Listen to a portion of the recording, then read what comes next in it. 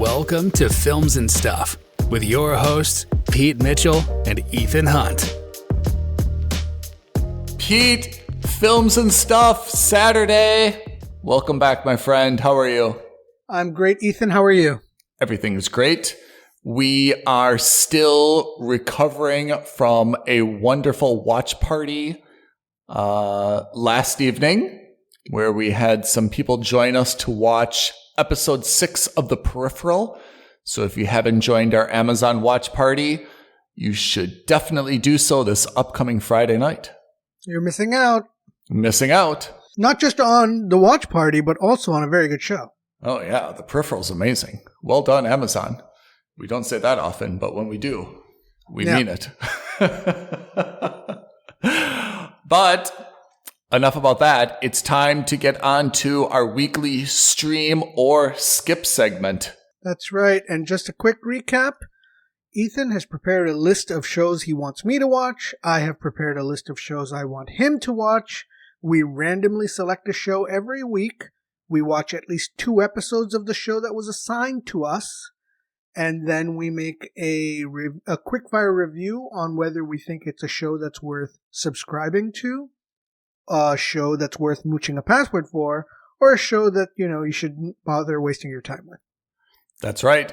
And if you've been following us, you know that Pete is on a white hot streak.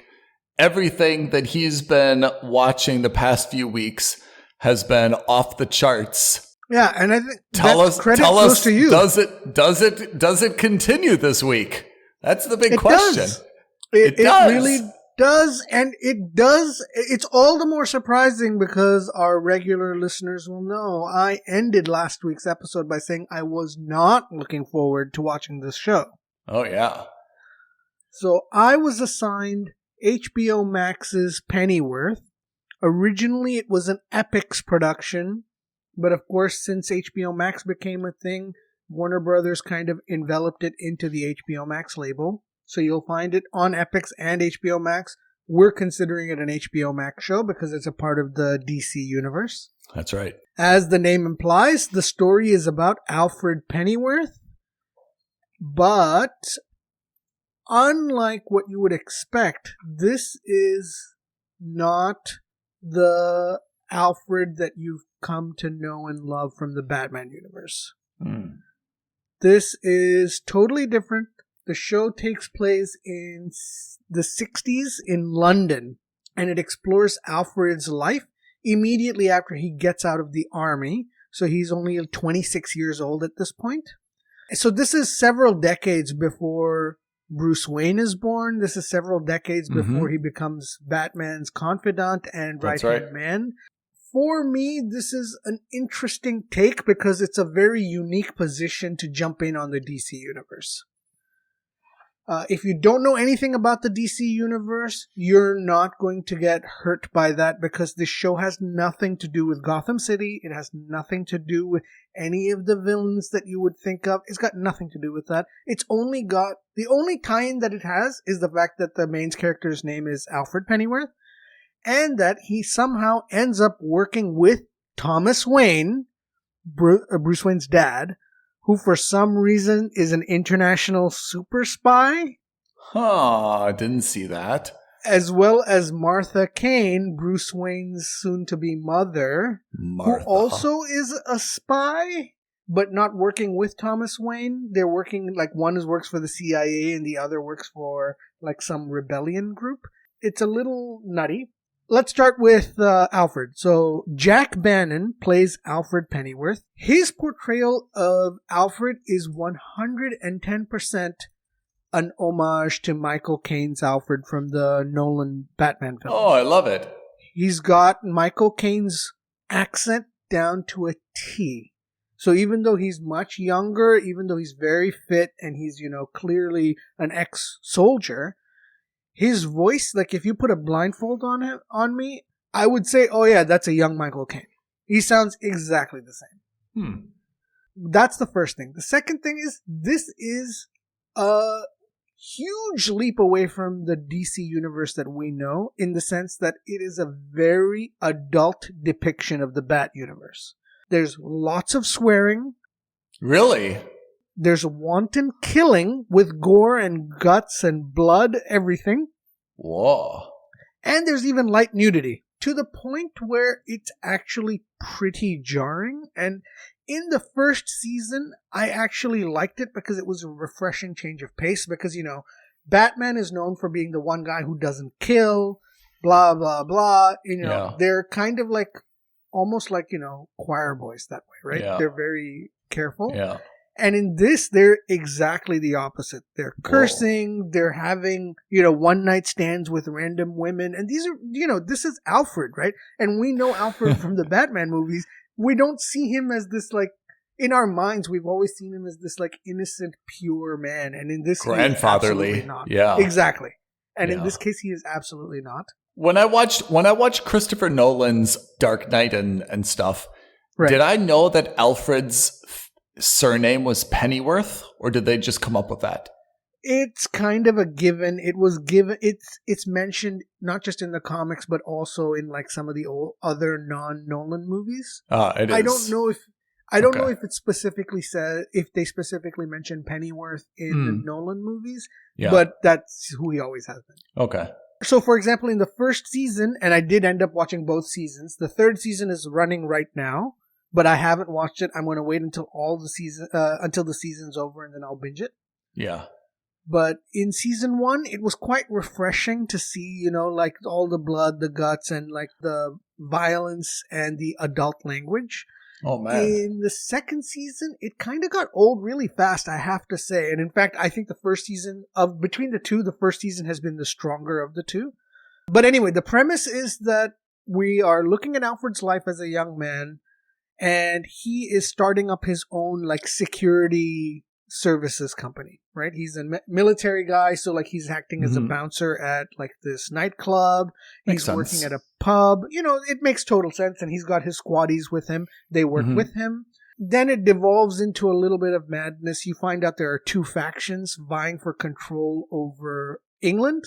And, this is where it gets a little comic booky and a little bit Gotham-esque, which is, you've got a league of bad guys versus a league of good guys, but the good guys aren't exactly the greatest of guys. And you find out that both of them are kind of vying for control over London.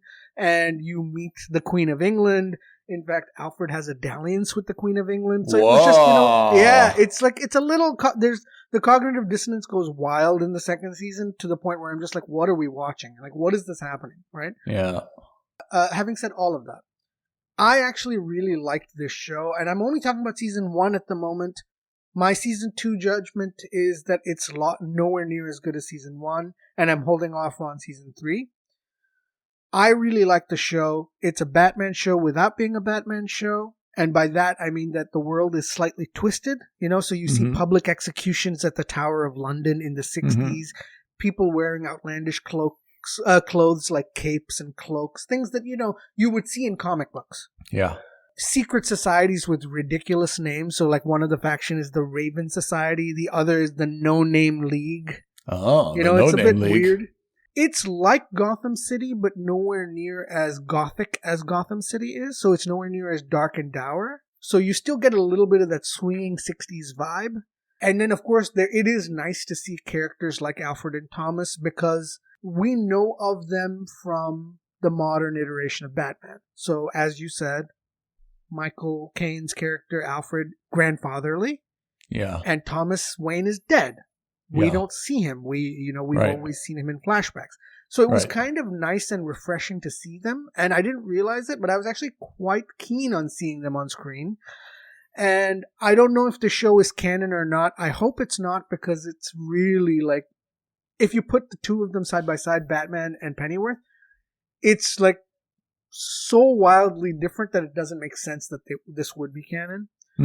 I would say right now, based on just the first season alone, and based on even at that point, based on the first 2 episodes, this was a must subscribe for me. Oh, that's great to hear. I mean, not just, you told me kind of midweek, like spoiler alert, this show is amazing. And I have to say, even though I mentioned that you've been on a hot streak lately, it seems like the delta between your very low expectations. I mean, you were almost like visibly upset, even though this is a podcast. You were almost audibly upset last week when you were assigned Pennyworth. You're like, I don't want to see that. I don't need to see it.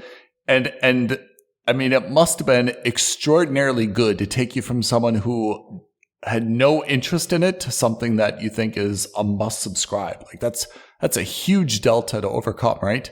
Yeah. I'm giving this a must subscribe, but I must give the caveat. One, even though you don't need to be at all immersed in comic book culture for this, it helps because not because of the characters, but because the vibe feels more comic booky than anything. Two, I think that the score also may, like, honestly, if you told me right now, is this a must subscribe or a mooch? I'm saying it's a must subscribe over a mooch also because, as you rightly pointed out, my expectations were so low that even though this may not come off as like the best of best shows, it was so rock bottom, my expectations, that I'm just like, oh, this is actually quite good, so it's a must subscribe. Yeah, that's true. Oh, man, that's really cool. I mean, I have to say, just the setup of Pennyworth, I think, is cool, where it's not really what you usually see is kind of like a prequel. Exactly. That evolves directly into the thing that you've just seen, right? Like Andor, for example, probably is going to go directly into Rogue One, which goes directly into A New Hope. And I guess that the cool thing about Pennyworth is that this seems to be like so far in advance of any of the Batman that we've seen that, like you said, it doesn't dovetail directly into the film, but it's cool to give like a lot of background about a character who you can't really mess up, but definitely was widely beloved, right? Exactly. I've always likened Alfred to Batman as Q was to James Bond. Yeah. The supporting character, the guy who kind of jokes around with him, but also at the same time helps him achieve whatever he needs to get it done. I have to say, that's a very kind of good episode idea, which is those supporting characters where maybe you don't need to see more of them on screen, but when you do see them, they're extraordinarily satisfying. I kind of feel like, Bond has really tread all over Q in the sense that they've now made him like way younger and, changed him a lot, right? Alfred's always remained remarkably, at least the Dark Knight, right? He's always remained, remarkably similar. Yeah. Now we saw something new with the Robert Pattinson, Batman. Yeah, he still maintains. You're right. In the Batman, he was still a fatherly figure, but he wasn't a grandfatherly figure. Yeah, and that's not a dig on Michael Caine or any of the other previous iterations of Alfred. I think that was just a stylistic choice of Matt Reeves, and I think it was a good one. Yeah, where you have a slightly younger Alfred who is intelligent, who was being a little bit more, let's say, involved in the Bat universe. I think Michael Caine's Batman was much more of a steward of the name of the Wayne family, but and more of a butler than he was as, the guy who kind of helped him do stuff in the Bat. That's right. That's absolutely right. Oh man, that's a great one. Okay, so that is Pennyworth on HBO Max. Pete gives it a must subscribe, high praise indeed. And I've looked at your scores. Even though you're riding a hot streak, you are not known for your grade inflation, Professor Pete. So I think we can say that that's really a true score. I was assigned a very, very cool show called Only Murders in the Building. It is on Hulu, and I've heard of this before. I did not ever feel compelled to watch it, but it is it calls itself a mystery comedy drama. So obviously it's trying to tick all the boxes, everything, I guess, except like a horror. It's 10 episodes season 1. There is a season 2. It's from 2001, and it stars a pretty cool cast, I have to say. Steve Martin. Yeah. And his character is a former actor who's, living off of his past glory. And he plays that role very well. It's very believable. Martin Short, who is a former Broadway producer, again, plays that role very well. It's believable. Yeah. Selena Gomez, whom I love, plays a rich, snotty kid who is apparently an artist. I have to say I like her a lot as an actress. I don't think that's the best way to position her in this show for some reasons I'll get into. But all three of these characters live in the same Upper West Side, affluent Manhattan apartment. So I guess it's very believable that a former actor, that a former Broadway producer live in the same building. Selena Gomez, who is dramatically younger and is now apparently an artist, a little bit unlikely that she would also be living in such a building, but let's go for it. It's fiction. And the three of them have, just generally speaking, a really good vibe between them. And it's also, I think, pretty clever to try to tick the boxes. And that's one of the benefits I see about this show, which is, unlike a lot of shows that you and I have watched, which it's okay for us to kind of binge on our laptops alone. If your mom walks into the room or you're looking for something a little bit family friendly, this show, Only Murders in the Building, absolutely is okay to watch with almost anyone. It's not vulgar. I think there's a little bit of swearing, but not like F-bombs. And the characters, obviously, just because of their age ranges, something appeals to everybody. And I have to say, all three of them have a very, very good vibe. Like they genuinely seem to be getting on with each other, which is pretty cool to see. I have to say, just given the generational gap between Steve Martin, Martin Short, and Selena Gomez, right? Right. So that's cool. So the way that this plays out is the three of them live in the same building, and there is, as the title says, a murder in the building. And the three of them realize that they're all very huge fans of one of these true crime podcasts. And they decide to do a little bit of detective work because apparently this murder is deemed to be a suicide.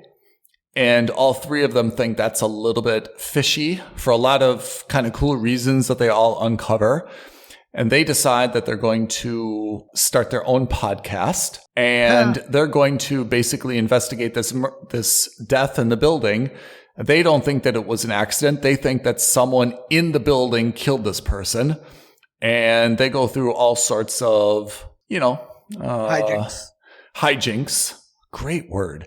All sorts of hijinks to try to identify who would be short list of suspects, cross them off one by one. Some people they think absolutely are guilty, come up with an alibi or a reason that they have not done this. Some people that they think would totally be innocent, have nothing to do with it. They find something suspicious that may have linked this person to the death. So I watched 3.5, 4 episodes. It is absolutely good. For me, it is not a must subscribe though. I would definitely say it's a mooch. And I think it's a great show. It's just a high bar, I think, to be a must subscribe. But one of two of the things that I really, really like about it is it's relatively wholesome. The jokes are clever and clean. And I mean, it's not like they're all like, it's not like there's without any, off-color jokes and stuff like that. Like I said, there's some very, very light swearing.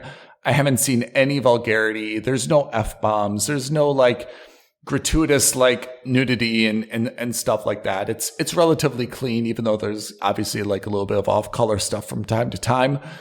generally it's pretty good. So I have to say, in a catalog of a lot of shows that try to, shock us with their language or with depiction of drugs or sex or violence or things like this, it's nice to have something that's a little bit more, not just realistic, but, a little bit more wholesome. And that's probably because Steve Martin and Martin Short are in it. Selena Gomez does sometimes have a little bit of a dirty mouth. And again, I have to say, even though I like her a lot and I like her vibe with the guys, for example, just the way that they communicate, she's obviously much more comfortable, sending text messages and, shorter communications. And they're a little bit more like uncomfortable with that, a little bit more formal with it. They're not as fast and so forth. That's a very, very kind of like believable trope.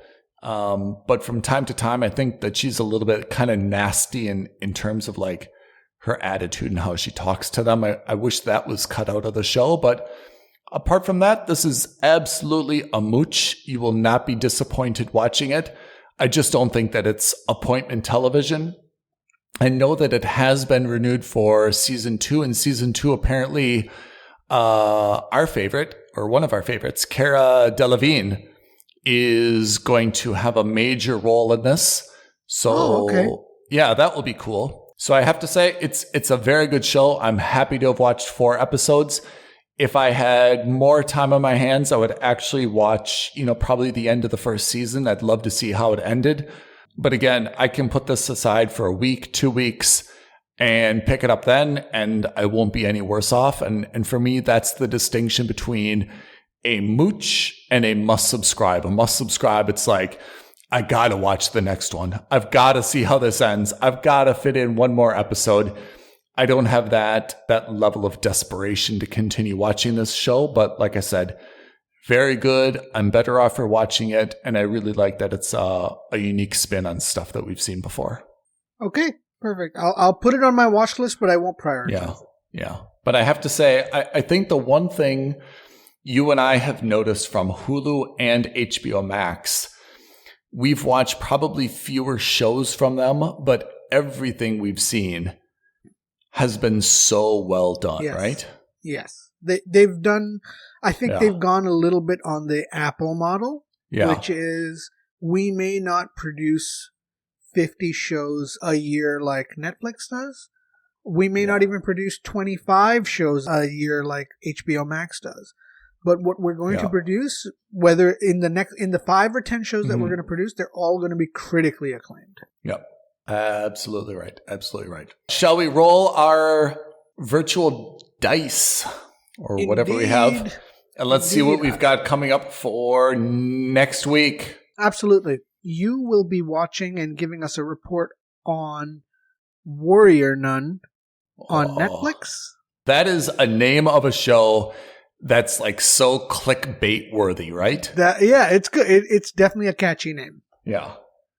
And I will be watching on HBO Max. I will be watching Hacks. So I'm going to guess Warrior Nun. I've seen the cover art. I haven't seen anything about the show. I'm going to guess it's either a comedy where Sandra Bullock is like undercover as a nun trying to uncover, some drug dealer or something, giving a confession. Act with Whoopi Goldberg. Yes. It's either that type of comedy or it's going to be like a serious, like action kind of thriller, or it's going to be the opposite. It's going to be very gritty. And, the lady is a nun, but really she's an assassin. And she uses that kind of like as her cover, and she's got like knives and all this other stuff like underneath her frock. So I think it's going one way or the other just based on that title, not knowing anything else about it. I can't tell you, Hacks, it sounds like some kind of IT computer cyber hacking drama.